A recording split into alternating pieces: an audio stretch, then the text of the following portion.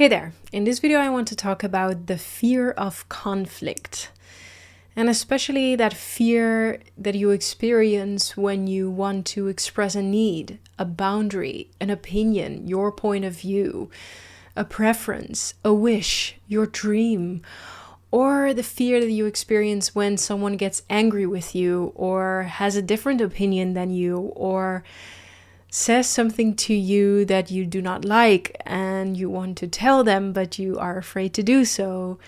Just overall, the fear of any form of conflict that can lead to disconnection between you and someone else. And of course, also the bigger conflicts that you fear, but I really want to zoom in on this fear of conflict that you experience when there is a threat of disconnection with someone that is close to you, or just overall someone that you are in a relationship or a conversation with. So if you recognize yourself in this fear of conflict, then let's not wait any longer and dive into it. If you are someone who is afraid of conflict, then it is probably the case that it was never safe to express yourself authentically in your childhood home. Also, it could be the case that it wasn't safe to express an opinion, a need, a preference, a boundary without any real consequences, such as punishment, shaming, blaming, yelling. It could also be that you had a very emotionally explosive parent, a parent that could become very angry in a second, which was very unpredictable for you and thus very unsafe. So you had to walk on eggshells and be very quiet, or a good girl or a good boy, or please, so that your parent would never get angry with you. It could also be that you were physically abused, that you got hit or punished physically by one or two of your caretakers. It could also be that your mother or your father asked of you to enmesh completely with them, to be completely the person they needed you to be, to meet their emotional needs, to meet their emotional state, and to never disconnect yourself from that, because that would mean they would feel that their needs were not met. So they tried to control you emotionally to be the person they needed you to be. So it was never safe for you, for example, to be an authentic individual separately from your mother or your father. And you learned that that was unsafe because they punished you, blamed you, yelled at you, became disproportionately angry, made you feel guilty, etc. So there can be all kinds of reasons why you fear conflict. And conflict is actually nothing more than you expressing your individuality, expressing your authentic self, which is your opinions, your preferences, your needs, your boundaries, your point of view, the way you want to do things, the way you look at life, etc., in relation to another person. But that other person, or you, both of you, are not expressing something that is aligned, but it is misaligned. So it's not completely the same, and it zooms in on the differences between you two.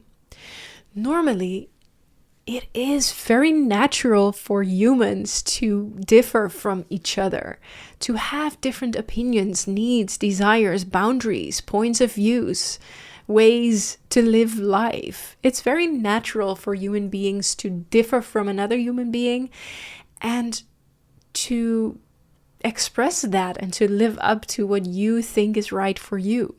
But if you grow up in a childhood home where there's a lot of complex trauma, where there's a system of enmeshment, where there's a system of control, emotional abuse, physical abuse, sexual abuse, manipulation, emotional immaturity, addiction of one or two of your caretakers, etc., then it is emotionally very unsafe for you as a little child to develop a healthy sense of self and a healthy identity and to express who you truly are, your authentic self. And when it is very unsafe as a little child, whether it's the family system, the school system, the religious system, the community, whatever, you create a false self to stay emotionally safe, because that is the most important thing as a little child to survive, because you're so dependent on the people around you to survive.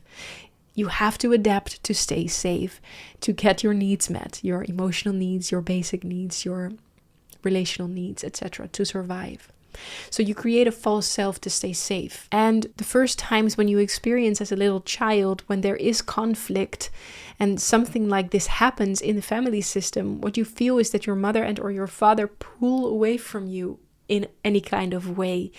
And that is the most traumatizing experience for a little child, because that would mean that you're all alone in this world and you're so helpless, and you really want to prevent that from happening. So when there is disconnection, that's a lot of stress for a little child. So the child does everything it has in its power to go from disconnection to connection again. And that is why you create coping mechanisms and a false self connection mechanisms to stay safe emotionally and connected to your primary attachment figures. So, and when this happens a lot because of an unsafe, emotionally immature, traumatizing family system, childhood, then there's a lot of trauma for you on disconnection. There's a lot of trauma on not enmeshing completely with your caretakers to survive. There's a lot of trauma on if you not please and the consequences of that. There's a lot of trauma on just following your joy. If there's a lot of pressure and trauma on that. This could be all kinds of things. You know how you grew up, what your family system was, or you can now start with looking back on it and the relationship you had with your parents, how they raised you, how they related to you, etc. But overall, the fear of conflict is actually a trauma on disconnection, a trauma on having a separated individual experience from someone else and not feeling connected and aligned with the other person because of that. And normally, when you grow up in a healthy, emotionally mature home, you learn that it is okay and that you're safe to experience that. And you learn to tolerate all the heavy and intense emotions that come with that if you experience that with your mother or your father. But often, because of the very traumatized, emotionally immature society we are living in that is playing itself out in our family systems, we all have a lot of trauma on disconnection. We all more or less fear conflict because it confronts us with the buried and suppressed emotions from our past. And we have this belief, this memory that we cannot and are not capable of carrying these heavy and intense emotions from the past. Because in the past, as a little child, we weren't capable of processing these emotions and tolerating them, so we stuffed them away. And now we still have this memory that, oh, I should not go there because I cannot handle those emotions. I cannot tolerate them. So you still try to stay emotionally safe. And it's not all here in the mind. It's also because this trauma on disconnection, this trauma on conflict, this trauma on having an individual experience as a little child, it's also stored in the memory of the body, of our physical body and our emotional body. And we're not always aware of that, but we carry those memories in our body, and subconsciously they get triggered when there is conflict. And what happens is that we believe that we are back in the past and this helpless little child again, and that we should do everything in the present moment to stay safe instead of tolerate the emotions and just be okay with disconnection and conflict. So if you are afraid of conflict, it's not only because of beliefs about that you will be rejected, abandoned, punished, mocked, ridiculed. These are really there. So this is also why you're afraid of conflict, right? That you believe something bad will happen. But it's also because the suppressed emotions, the fear, traumas that are stored in the body are triggered and reactivated when you sense that there will be a disconnection or a conflict coming up, or when you are catapulted into a conflict because someone else gets angry with you. So if you're afraid of conflict, it's the beliefs you have that are rooted in childhood trauma, childhood experience on disconnection and conflict, and the consequences that you have experienced in the past when there was disconnection and conflict and authentic self-expression. And it's the triggers, the emotional heaviness, the emotional charge in the body that gets activated. And what happens when the body reacts to that? Often you're not even aware of that, but what happens when your body reacts to it is that very fast in the mind, you go like, oh no, I don't want to go there. I don't want to go there. And I don't want to go there means I do not want to go to the buried emotions and the trauma from my past. I've stuffed that away very well. And I decided when I was little, I will not go there anymore. But to overcome the fear of conflict, you have to become aware of the thoughts and beliefs you have around disconnection and expressing yourself authentically. And that means, which beliefs do you have around asking for what you need, asking for what you want, sharing your preference, sharing your opinion, speaking up, setting a boundary, speaking your truth, showing your authentic self with the world, creating your art, saying no, etc. All the beliefs that you've created around why that is not possible for you, or why you are not allowed, or why you are a bad person for doing that. You have to become aware of the coping mechanisms that you created to stay emotionally safe in conflict, or to prevent conflict from happening. For example, excessive people pleasing, enmeshment, codependency, submitting yourself, saying yes when you feel no, etc. And the third step is to become aware of how these suppressed emotions feel in your body. Become aware of the sensations and start to recognize them and connect these sensations to the deficiency story, the trauma from the past, and the coping mechanisms. And these three things can help you to create more emotional tolerance in the present moment, to become aware of what is triggered and to just sit with the sensations and breathe through them. Now become the parent for yourself you never had. Tell yourself you're okay. You're safe now. You're an adult now. You can do and say and be whoever you want now, because you can protect yourself now. And once you learn to create more emotional tolerance in the present moment, you can become more okay with conflict or with disconnection. And you can start to play and experiment with it. You can share a preference that you never shared before. You can share an opinion that you never shared before. You can share a need. You can tell someone, hey, I don't like the way you did that, and explain why. You find your voice again. You find your authentic self again. And it will be scary. You will feel disproportionately guilty afterwards. You will feel ashamed of who you truly are. All these thoughts and beliefs that you have around why you should not do that because it was so unsafe in the past. Like, maybe I'm wrong, maybe I'm too much, maybe I'm asking too much, maybe I'm a fool for having these needs, maybe I'm a bad person, maybe I shouldn't just nag about this, etc. All these beliefs, they will come up when you start to play and experiment with this. And a big part of why we are still afraid of conflict and why we still try to stay emotionally safe is because we are still subconsciously trying to get the emotional and relational needs met from our childhood that were never met.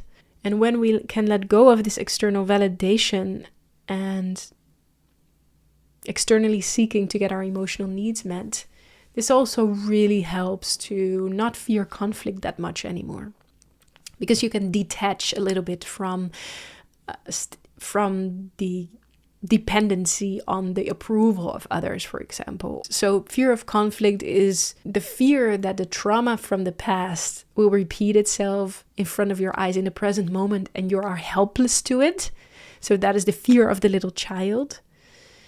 This could mean the consequences that were physically, emotionally, or mentally in the past, that they will repeat itself in front of your eyes and that you are helpless. So you are repeating the trauma from the past, and that is why you want to prevent conflict from happening, because you do not want to feel that anymore. Or you fear conflict because you are emotionally neglected in the past as a child and never really validated, recognized, and valued and loved for who you truly are. And avoiding conflict and people pleasing, for example, is a way for you to still get the emotional needs that were never met in your childhood met by others outside of you. So it's an external validation seeking mechanism. But the more you learn how to give that to yourself and feel that you can carry yourself and love yourself and do the things that you want to do without the approval or attachment or dependency on others, This will truly help you to let go of that approval of others, of external validation, and you will be okay with conflict. You will be even curious to conflict because you will see it as an expression of an authenticity from yourself and the other, and you can learn from that. You can ask questions, you can get to know each other in a way, and you will grow more towards each other than ever before, and there's more respect and there's more clarity on who the other person is and who you are. And you will find the courage to more and more express who you truly are, express your authentic self, express your needs, preferences, boundaries, the things you do not like, the things you wished were different. And all of that is the most healing thing there is, especially when the other person is capable of receiving that and witnessing you expressing your authentic self. And that is the most healing thing there is. You will feel a sense of belonging in this world. You will feel so proud, and you will learn to love yourself even more, respect yourself more. And it's actually what the wounds inside of you need, right?